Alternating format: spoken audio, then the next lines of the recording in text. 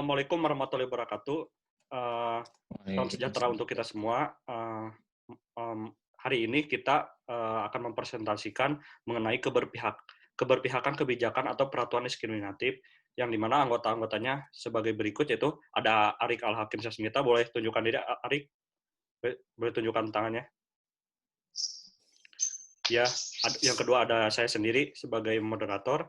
Yang ketiga ada Muhammad Patan. Siap, Muhammad Patan, apakah sudah hadir? Halo, halo. Ya.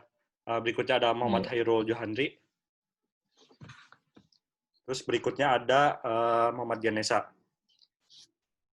Oke, dalam presentasi atau mungkin kita sebutnya sebagai diskusi di pagi hari ini, yaitu berkaitan dengan keberpihakan kebijakan peraturan diskriminatif. Yang dimana yang pertama yang akan kita bahas itu bagaimana sih kebijakan dan tindakan yang perilaku diskriminatif itu yang akan nanti dijelaskan oleh saya sendiri.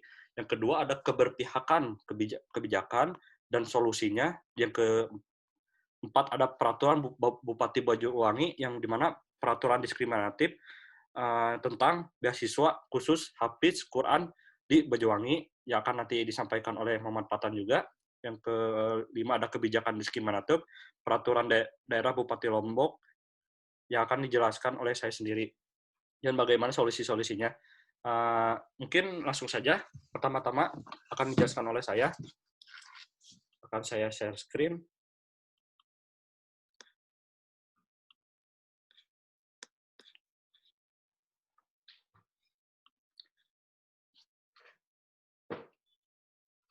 Baik, pertama-tama saya akan memperlihatkan bagaimana kebijakan perilaku diskriminatif.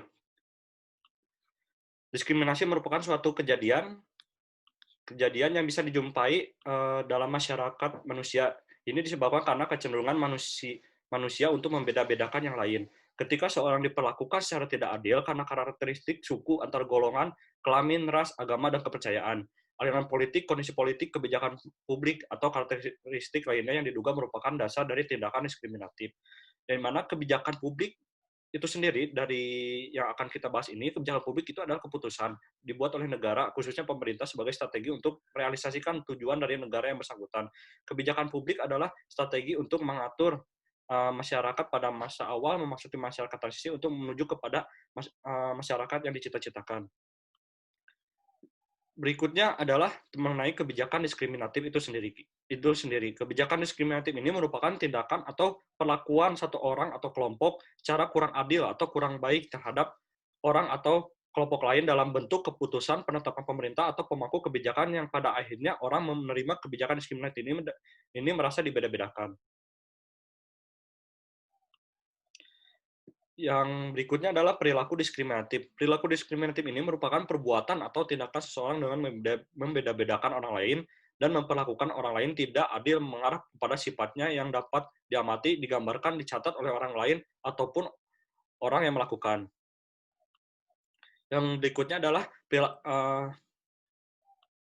perilaku diskriminatif dalam bentuk kebijakan. Ini contoh yang saya berikan, di mana sikap diskriminatif yang dilakukan misalnya di Spora Kota Bandung terhadap NPCI, yaitu National Paralympic Committee of Indonesia, yang merupakan organisasi mewadahi keolahragaan penyandang cacat Indonesia yang berwenang untuk mengkoordinasikan dan membina setiap dan seluruh kegiatan olahraga prestasi penyandang cacat di Indonesia maupun di ajang internasional.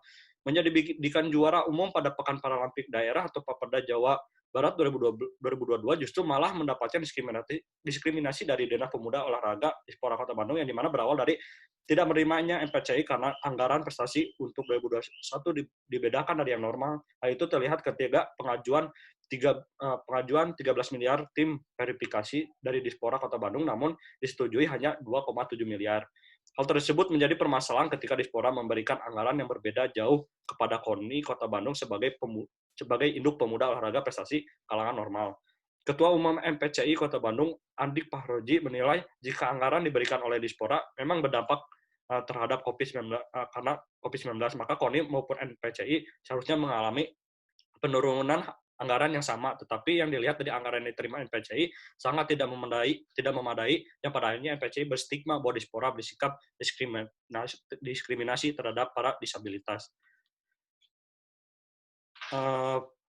Pemenuhan hak-hak kaum difabel semestinya tidak hanya dipandang berdasarkan kesejahteraan sosial dalam wujud belas kasih dengan memandang permasalahan difabel sebatas sebagai permasalahan sosial, melainkan pemenuhan hak-hak harus memuat berbagai sektor di dalam kehidupan publik. Pemenuhan hak-hak maupun difabel dalam akses pendidikan, kesehatan, ekonomi, pekerjaan politik, budaya, dan agama artinya memenuhi hak-hak difabel dilakukan secara holistik dan integral. Di samping pemenuhan hak-hak yang berbasis kebutuhan juga mempertimbangkan aspek akses dan kesempatan yang dibuka pada semua sektor kehidupan. Selain itu, untuk menguatkan posisi kaum difabel dalam area publik, semestinya ada lembaga khusus berupa Komisi Perlindungan Hak Kaum Difabel atau KPHD untuk menyelesaikan berbagai kompleksitas permasalahan difabel baik dari sisi sosial, budaya, pendidikan, hukum maupun politik. Baik, berikutnya akan dilanjut, silakan untuk Saudara Hairul. Oke, selanjutnya Surat Edaran Nomor 300/1321 Kesbangpol tentang himbauan pelarangan perayaan Asyura atau Hari Raya Kaum Syiah di Kota Bogor. Indonesia yang berlandaskan Pancasila dan Undang-Undang Dasar 1945 sudah seharusnya menjunjung tinggi toleransi, mengingat Indonesia tidak hanya dianut oleh satu agama atau bahkan satu golongan tertentu saja. Pemerintah daerah yang dalam hal ini pemerintah Kota Bogor yang membuat peraturan bernuansa Islam ini ironisnya justru didukung penuh oleh demokrasi dan reformasi. Lihat bagaimana kebijakan otonomi daerah muncul. Kebijakan otonomi daerah yang demokratis tadi ternyata menjadi bumerang bagi idealisme atas demokrasi, yaitu lahirnya peraturan yang anti-toleransi. Padahal dalam prinsip demokrasi, produk-produk lembaga legislatif ini tidak boleh sedikit pun melemahkan atau bahkan menghancurkan. Hal-hal kelompok minoritas termasuk bukan posisi hukum, mereka tumpang tindih. Peraturan ini disebabkan oleh keterlibatan minimnya keterlibatan publik dalam penyusunan peraturan serta lemahnya pengawasan pemerintah pusat dalam mengevaluasi rancangan perda atau peraturan daerah.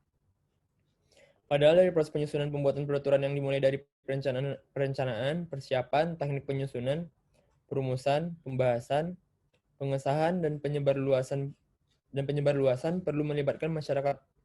Terlebih lagi jika kebijakan yang dibuat ini untuk kepentingan publik, seperti yang dijelaskan pada Undang-Undang Nomor 12 Tahun 2011, sesuai dengan Indonesia yang merupakan negara hukum. Tujuan negara hukum adalah satu, kepastian hukum atau tertib, dan kedua, kegunaan dan kemanfaatan, yang ketiga, keadilan atau justice. Sebagai solusi pula, pembentukan badan regulasi nasional yang berada langsung di bawah presiden juga diperlukan agar pembentukan aturan di bawah satu atap, dan juga pemerintah daerah perlu memperbaiki ekosistem kerja dan komitmen politik para pembentuk peraturan daerah dan meningkatkan kapasitas SDM atau aparatur negara. Sekian, Saudara Iqbal. Baik, terima kasih kepada Hairul yang telah menyampaikan mengenai permasalahan kebijakan diskriminatif tersebut, yang dimana berikutnya mungkin akan dilanjutkan oleh Saudara Arik. Silakan, Arik. Baik, terima kasih kepada Iqbal atas tempat dan waktunya. Mungkin saya akan melakukan screen dulu.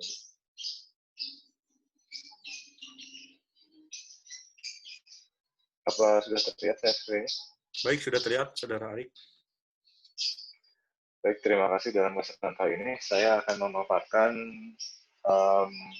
dan menganalisa mengenai kebijakan yang diskriminatif. Bahasan utama dalam paparan kali ini adalah mengapa bisa terjadi kebijakan yang diskriminatif seperti ini. Perumusan kebijakan publik merupakan proses yang penting dilakukan. Proses ini dimulai dengan penyusunan agenda, kemudian formulasi kebijakan, lalu pengesahan kebijakan, dan implementasi kebijakan, dan terakhir dilakukan sebuah evaluasi. Proses ini harus dilakukan dengan benar dan tepat sasaran, akan menghasilkan sebuah kebijakan yang baik dan benar, dan adil bagi seluruh masyarakat yang ada. Namun pada kenyataannya dalam kehidupan sehari-hari, di negara ini masih banyak dijumpai aturan atau kebijakan publik yang dikeluarkan oleh pemerintah yang melakukan pembedaan atau diskriminasi terhadap sesama warga negara di Indonesia. Yang pada praktiknya sampai saat ini masih sangat marak terjadi di Indonesia. Salah satu buktinya adalah masih banyak ditemukan peraturan atau kebijakan publik yang diskriminatif terhadap kelompok tertentu, dan anggapan masyarakat yang melanggar hak privasi orang lain, khususnya dalam menyikapi perbedaan-perbedaan yang ada. Data yang diperoleh dari Divisi Pelayanan Publik Hukum LBH menyebutkan kebijakan diskriminatif bukan hanya ditemukan dalam peraturan daerah saja, tetapi masih juga tersebar dalam bentuk-bentuk surat edaran baik itu di tingkat bupati maupun tingkat wali kota. Dari berbagai kebijakan publik yang ada di Indonesia, masih banyak terdapat sejumlah UU atau Perda yang secara eksplisit dan implisit diskriminatif terhadap suatu kelompok tertentu. Dapat dikatakan diskriminatif. Kenapa? Karena secara jelas bahwa UU atau Perda tersebut melakukan pengecualian atau pengabaian kepada hak-hak orang lain atau kelompok tertentu dalam pasal-pasal atau aturan tersebut, dan juga memberi ruang dan peluang yang menguntungkan atau mengistimewakan kelompok tertentu. Lalu selanjutnya adalah contoh kebijakan yang diskriminatif. Dalam hal ini, saya mengambil Peraturan Bupati Aceh Barat Nomor 5 Tahun 2010. Peraturan ini melakukan penegakan syariat Islam dalam pemakaian busana Islam di Kabupaten Aceh Barat. Peraturan ini disebutkan perempuan yang berada di Aceh Barat dilarang keras memakai pakaian yang ketat, termasuk celana jeans yang cenderung ketat saat digunakan. Kebijakan yang dikeluarkan oleh Bupati Aceh Barat ini secara tegas mengharuskan semua perempuan yang ada di sana untuk berpakaian sesuai norma atau syariat dari agama Islam. Kebijakan ini tentu sangat diskriminatif karena tidak semua orang yang berada di sana menganut ajaran agama Islam. Mengingat daerah di Indonesia ini sangat heterogen. Banyak berbagai orang yang berbagai dari suku tinggal di daerah tersebut dan juga menganut berbagai keyakinan yang lain-lain. Kebijakan ini bisa disebut kebijakan yang diskriminatif karena menitikberatkan salah satu pihak dan merugikan pihak yang lain. Lalu menurut saya pribadi, solusi dari permasalahan ini ada beberapa macam. Yang pertama, pemerintah seharusnya memikirkan dengan lebih baik dan matang sebelum merumuskan kebijakan publik, dengan lebih memperhatikan aspek-aspek yang ada. Karena negara Indonesia adalah negara yang menganut sistem Pancasila, pemerintah harusnya lebih memperhatikan nilai-nilai bangsa yang terkandung dalam nilai Pancasila, yaitu Bhinneka Tunggal Ika. Karena Indonesia terkenal sangat heterogen dan memiliki banyak keyakinan, dan peraturan seperti ini harusnya lebih dipertinggi oleh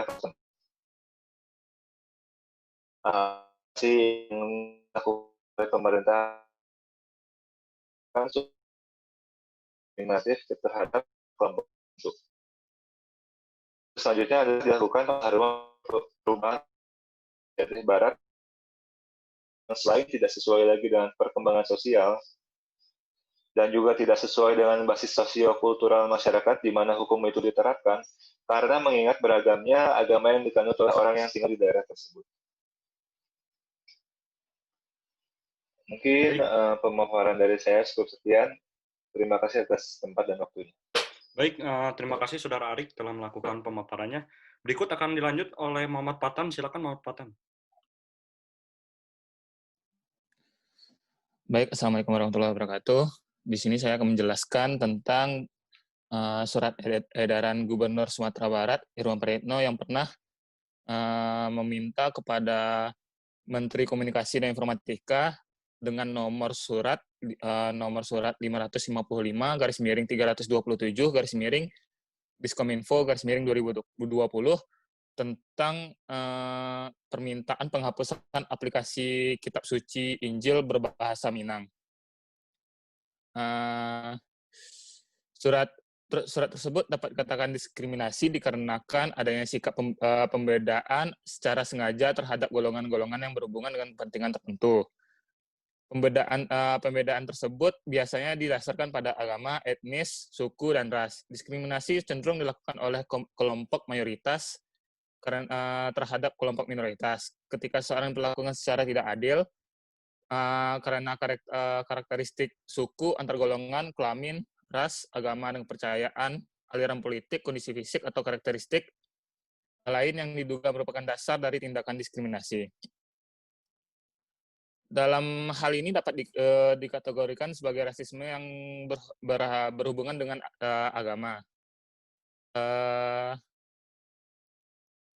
Akan tetapi dalam adat Minangkabau itu sendiri, hal tersebut bisa dikatakan sah-sah saja karena tidak sesuai dengan falsafah Minangkabau, yaitu adat Basandi Sara, Sara Basandi Kitabullah, yang di mana artinya adat yang berlandaskan syarat dan syarat yang berlandaskan Al-Quran.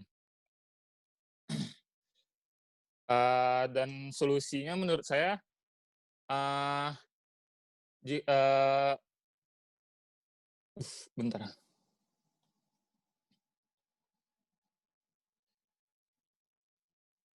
Ya, solusinya menurut saya, hal ini dapat dilanjutkan dikarenakan apa yang saya sampaikan sebelumnya itu karena tidak sesuai dengan falsafah Minangkabau. Dan hal ini sebenarnya tidak dapat dikaitkan dengan sikap diskriminasi atau intoleransi karena penghapusan aplikasi Injil berbahasa Minang pure dikarenakan tidak sesuai dengan falsafah Minangkabau. Sama kayak kita contohkan seperti Bali, saat perayaan Hari Raya Nyepi, seluruh orang menghormati berdiam diri di rumah. Siapapun harus menghormatinya. Begitu juga dengan adat adat Minangkabau, adat pesan syarak, syarak pesan Kitabullah. Nah, mungkin itu aja, Bang. Baik, terima kasih Saudara Patan sudah menyampaikan pemaparannya. Mungkin berikutnya akan dilanjut untuk narasumber kita itu Ganesha. Silakan Ganesha. Ya, terima kasih Iqbal. Izin untuk share screen.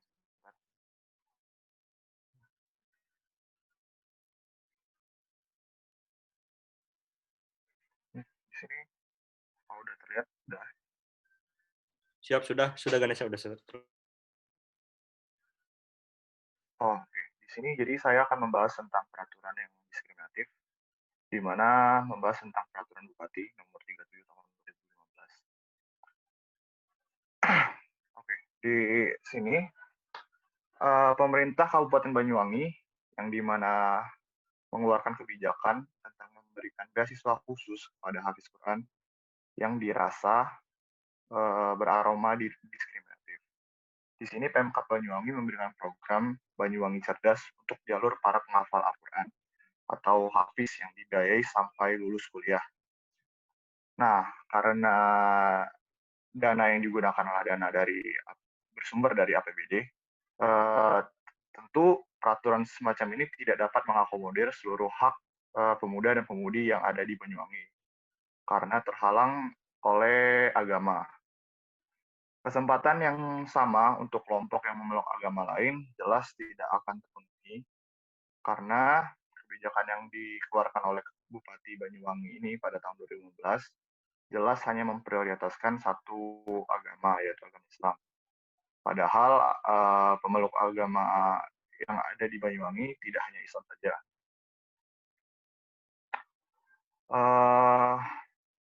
Kebijakan di Peraturan Bupati Banyuwangi nomor 37 tahun 2015 ini yang dirasa diskriminatif tertuang pada pasal 1 ayat 2 yang dimana beasiswa program Banyuwangi Cerdas mahasiswa penghafal Al-Quran, hafiz dan hafizah yang tidak mampu. Di sini jelas ya tertuang bahwa memang satu kebijakan beasiswa ini sangat mengedepankan kelompok tertentu. Umat agama minoritas tidak akan mungkin dapat mengakses kebijakan ini. Karena itulah, karena tidak terdampak dari kebijakan tersebut, kelompok minoritas dirasa peraturan semacam ini tidak mengedepankan asas kesetaraan yang ada di sila kelima, yaitu Pancasila, yaitu keadilan sosial bagi seluruh rakyat Indonesia. Padahal sesuai dengan isi konstitusi kita dalam pembukaan UUD 1945, di mana negara berfungsi untuk melindungi segenap bangsa Indonesia dan mencerdaskan kehidupan berbangsa tanpa memandang agama. Untuk solusi di sini mungkin akibat dari isi dari konstitusi dan Pancasila kita, mungkin untuk para pembuat kebijakan publik atau pemimpin-pemimpin kita harus lebih menerapkan keadilan bagi seluruh rakyat tanpa memandang suku, agama, atau ras tertentu. Karena kalau misal peraturan semacam ini terus dilanjutkan, kemungkinan akan menumbuhnya sifat intoleransi antar masyarakat di seluruh daerah. Di mana seperti kita tahu kalau Indonesia itu sangat heterogen dan ada beberapa daerah mungkin agama Islam bisa jadi minoritas. Kalau misal timbul hal tersebut, sikap intoleransi antar masyarakat Indonesia dapat memungkinkan untuk Indonesia terpecah belah. Jadi solusinya jelas bahwa pemimpin yang untuk kepentingan publik harus lebih mengamalkan Pancasila dan Undang-Undang 1945 lagi. Terima kasih, Kak. Itu aja. Oke, terima kasih pada teman-teman semua karena sudah memaparkan mengenai kebijakan yang diskriminatif atau misalkan melalui peraturan daerah yang telah tadi teman-teman sampaikan. Mungkin sebagai penutup dari saya sendiri, saya mengambil kutipan tadi dari pemaparan yang diberikan oleh Arik sendiri, yang dimana pemerintah memang seharusnya merumuskan kebijakan publik dengan lebih memperhatikan aspek-aspek yang ada. Jadi dilakukan pembaharuan atau perubahan terhadap kebijakan tersebut, bukan dengan cara mendiskriminatif suatu kelompok atau suatu golongan tersebut melalui kebijakannya tersebut. Sekian mungkin penyampaian yang disampaikan oleh kelompok kami. Mohon maaf jika banyak kesalahan. Wali taufiq wal hidayah. Wassalamualaikum warahmatullahi wabarakatuh. Terima kasih. Silakan keluar. Waalaikumsalam warahmatullahi wabarakatuh.